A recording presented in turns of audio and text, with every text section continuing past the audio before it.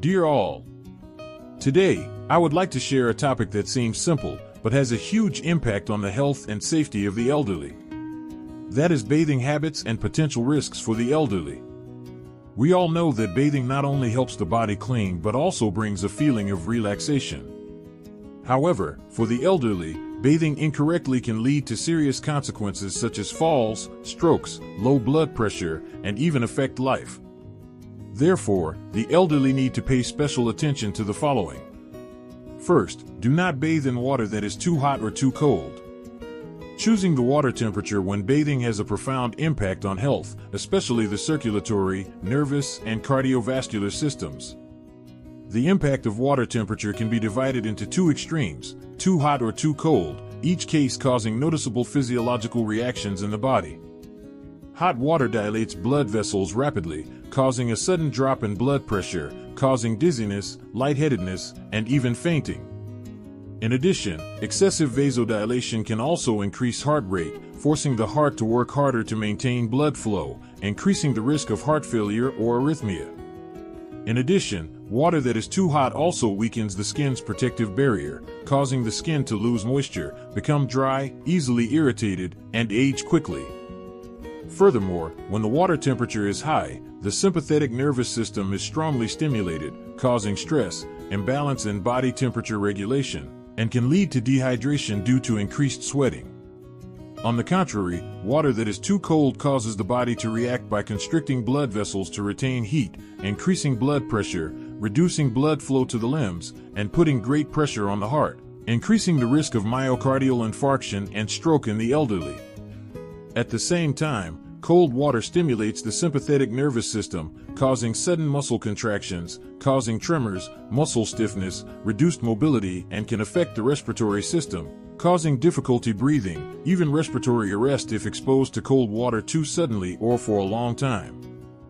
Based on the body's physiological reactions, a temperature of 37 to 40 degrees Celsius is considered ideal to maintain a balance between relaxation and circulatory stimulation.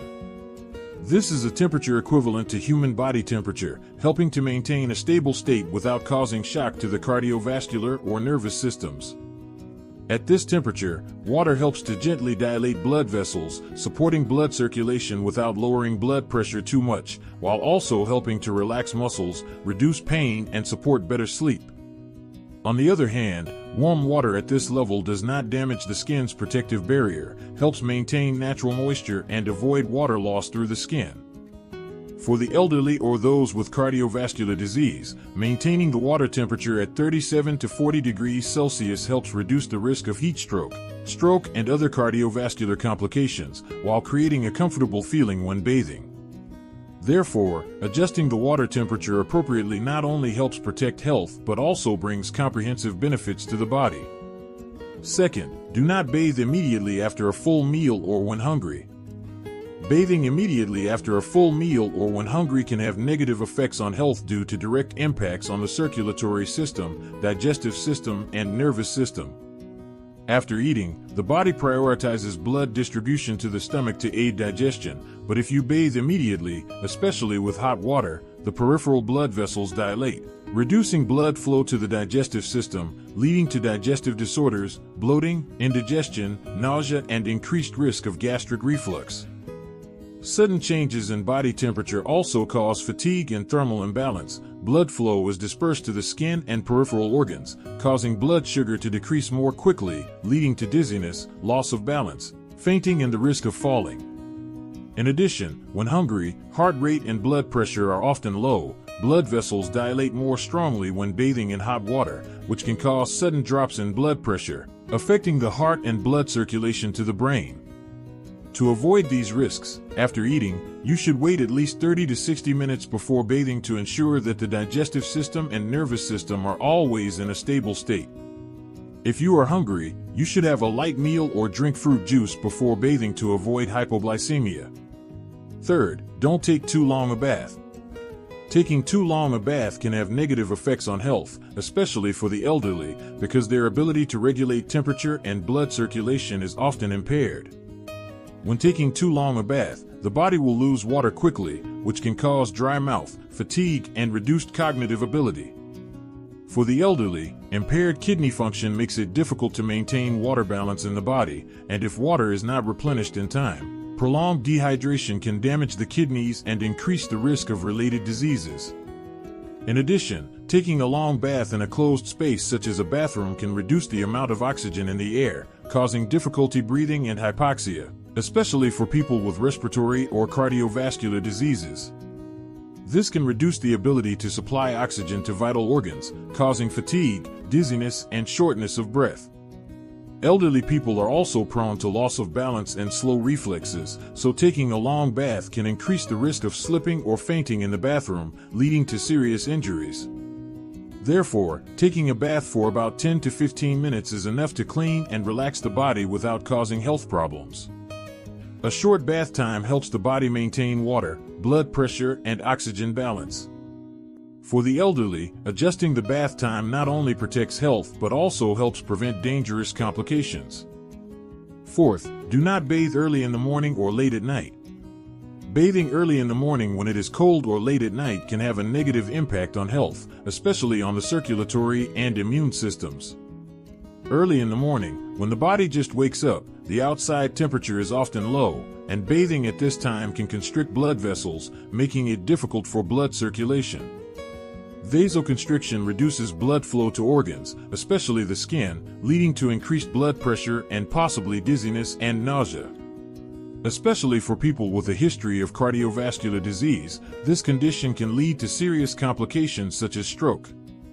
Moreover, bathing early in the morning when it is cold also weakens the immune system, making the body susceptible to colds or respiratory diseases. Bathing late at night can disrupt the biological rhythm, making it difficult for the body to relax and causing difficulty sleeping, disrupting sleep and reducing the quality of rest.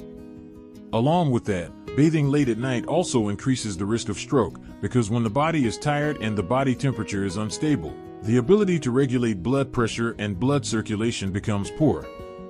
The ideal bathing time is from 9 a.m. to 6 p.m., when the body has stabilized and is functioning normally.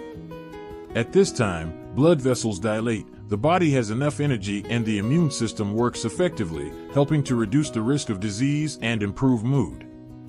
Bathing at this time not only helps the body relax, but also stimulates blood circulation, bringing a feeling of comfort and ease, helping the elderly prepare for activities during the day or sleep at night.